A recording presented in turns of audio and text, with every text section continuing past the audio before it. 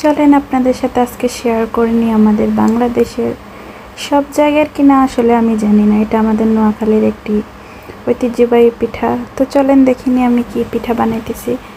আসলে এই পিঠাটার নাম আমি জানি না, আমি এটার নাম দিয়ে দিয়েছি মাংসের ঝাল পিঠা।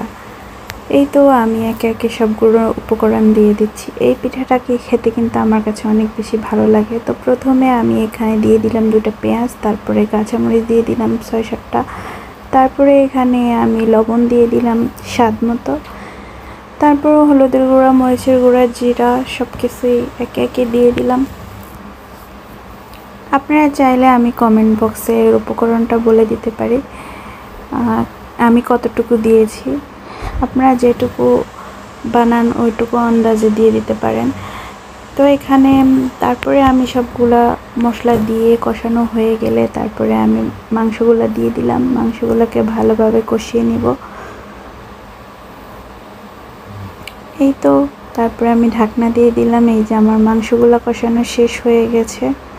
তারপরে এখানে আমি দিয়ে দিব পানি। মাংসগুলো ভালোভাবে সিদ্ধ করতে হবে, তার জন্য আমি এই যে পানির পরিমাণটা দেখছেন আপনারা দিয়ে দিছি। তারপরে এই যে আমার মাংসগুলোর পানি শুকিয়ে আসছে, ভালোভাবে এগুলোকে শুকাতে হবে। তারপরে এখানে আমি একটু আলু দিয়ে দিলাম। আলু অপশনাল, আপনারা দিলেও দিতে পারেন, না দিলেও দিতে পারেন। আমি দিয়ে দিলাম কারণ আমার বাচ্চারা আলু খেতে লাইক করে, তাই। আমার মাংস রান্না শেষ। তারপরে আমি এখানে ডোটা করে নিব। প্রথমে আমি এখানে 3 কাপ ময়দা দিয়ে দিলাম, তারপর পরিমাণ মতো লবণ দিয়ে দিলাম, তারপরে এখানে দিয়ে দিলাম ফুটন্ত গরম পানি। এগুলো দিয়ে ভালোভাবে মিক্স করে নিব। যেভাবে আমরা রুটি বানানোর জন্য ড্র করি ওইভাবেই করে নিব। তারপরে এখানে আমি একটু তেল দিয়ে দিলাম। এই তো আপনারা দেখতেছেন আমি ভালোভাবে এগুলোকে মথে নিতেছি। এটারে কিন্তু ভালোভাবে মথে নিতে হবে।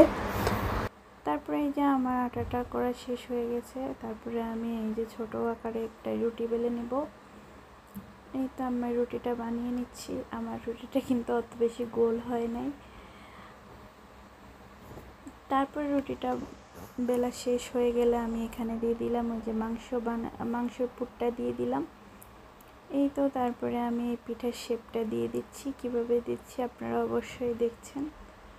এই যে আমি সেকেন্ড রুটিটা বানিয়ে নিচ্ছি।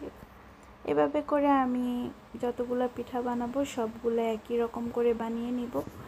সেকেন্ডটার ভিতরে ডোটা দিয়ে তারপরে শেপটা দিয়ে দিচ্ছি।